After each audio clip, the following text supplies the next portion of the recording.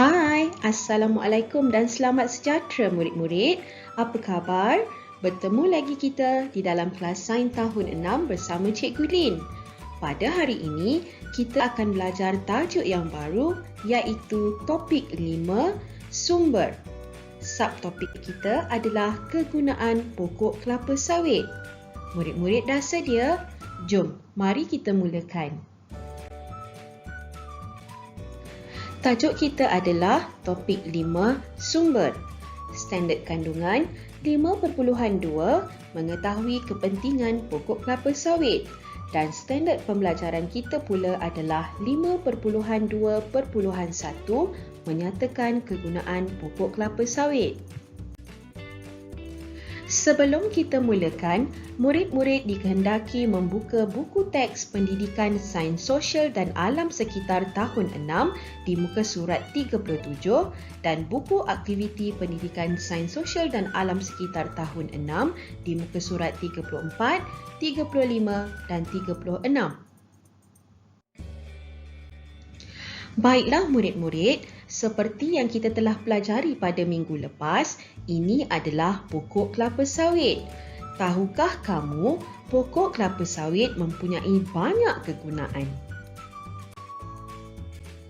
Setiap bahagian pokok kelapa sawit mempunyai kegunaan yang tersendiri.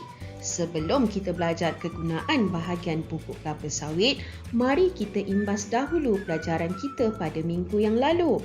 Bahagian-bahagian utama pokok kelapa sawit adalah seperti berikut: batang, pelepah, buah, daun dan yang terakhir, bunga.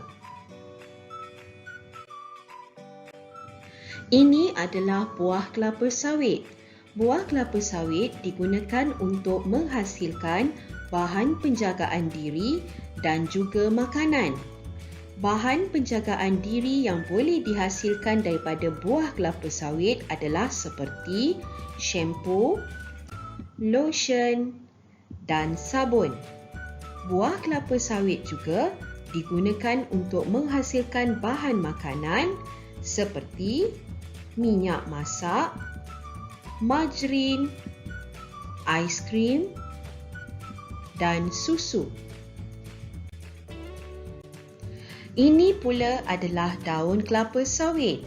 Daun kelapa sawit boleh digunakan untuk menghasilkan makanan ternakan. Bahagian kelapa sawit yang seterusnya adalah bunga. Bunga kelapa sawit digunakan untuk menghasilkan baja organik. Ini pula adalah batang dan pelepah pokok kelapa sawit. Pelepah dan batang pokok kelapa sawit boleh digunakan untuk menghasilkan dua bahan iaitu kertas dan juga papan lapis. Kegunaan pokok kelapa sawit berbeza-beza mengikut bahagiannya yang utama. Yang pertama, buah digunakan untuk menghasilkan bahan penjagaan diri dan makanan. Bahagian yang kedua, daun digunakan untuk menghasilkan makanan ternakan. Bahagian yang ketiga iaitu bunga digunakan untuk menghasilkan baja organik. Dan yang terakhir, batang digunakan untuk menghasilkan papan lapis dan juga kertas.